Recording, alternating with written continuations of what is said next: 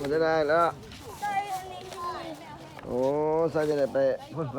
ไอ้ต้นไอ้แม็กใส่ไปใส่ไปเข้ามาวันที่14 เดือน 1 2023เด้อ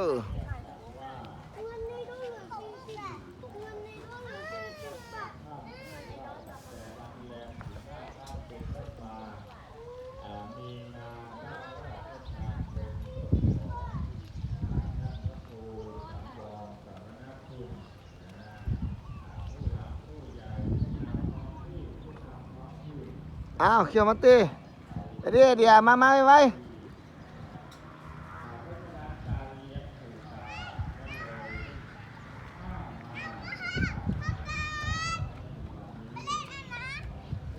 มาพี่ก้อนพุ่นตองง้อยจะพุ่นเด้อเดี๋ยวมาเทื่อที่3 2แล้วนี่มาชุดก่อนค่ะพุ่นเอาแต่ปืนมาชุดนี้นี่พุ่นแต่เครื่องลิ้นอีกแล้วดอนี่บ่ใหญ่จังคือสุดก่อนลูกก็มาวนเอาปืนอยู่นั่นเด้อแจมันเด้อซื้อให้สุดนี้ก็มาวนเอาเครื่องลิ้นอีกแล้วเป็นวันแล้ว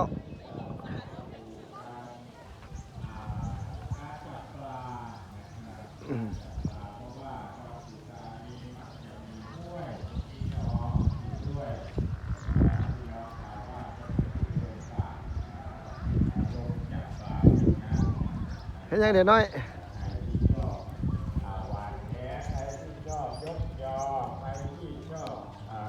มันจะไหนมันมาสักไปมันมึงต้องงอนเนาะง่ายที่สุดในโลกแล้วมึงรู้ว่าสายลูกมันน่ะโอ้ลูกมันตัวใดหรออ๋อลูกตัวนั้นหรอได้มาแล้วก็มาบริโภคในครัวเรือนบ้างส่วนหนึ่งก็เตรียมสายลูกต้องงอยจะสายลูกหลายบ่ถวายพระในวันถัดไปสายลูกหลายเนาะต้องงอยเนาะโอ้เพราะฉะนั้นปีนี้นะครับวันที่จะไปบายสีสู่ขวัญผูกแขนให้พระผู้อยู่ในวัดประจำหมู่บ้านสายลูกต้องงอยน่ะเลื่อนไปอีกวันหนึ่งก็คือโอ้ลูกต้องงอยหลายว่ะลูกโอ้ประจับมันลูกประจับโอ้ประจับต้องงอยเด้อขึ้น4 ค่ำอ๋อเดี๋ยวให้อย่างนั้นมึงเนาะอันนี้ก็เห็นบ่ลูกต้องงอยน่ะที่พี่น้องชาวอีสานเราน้องหลายว่ะปฏิบัติกันนะครับจากการดูนะครับจากการดูในประวัติศาสตร์พี่น้องมาแล้วก็เรียนเชิญเด้อผมเองก็พูดไปเผื่อว่าพี่น้องยังมาไม่ถึงเรียนเชิญนะครับขอต้อนรับสู่ลานบุญต้องงอยหลายมนุษย์ต้องงอยมีลูกหลายได้นะครับต้องงอยหลายได้ดอกไม้ทูบเทียนถวายเป็นสักการะนะครับวันนี้เป็นวันสำคัญนะครับเพราะว่าสถานที่ปู่พญาเต่างอยอยู่นี่ก็ถือว่าเป็นสถานที่ของดอนปู่ตานะครับมันต้องงอยด้วยโอ้ต้องงอยน้อยหลายเนาะโอ้ลูกต้องงอยแต่มันหักก็ออกก็ได้น่ะนี่นะครับ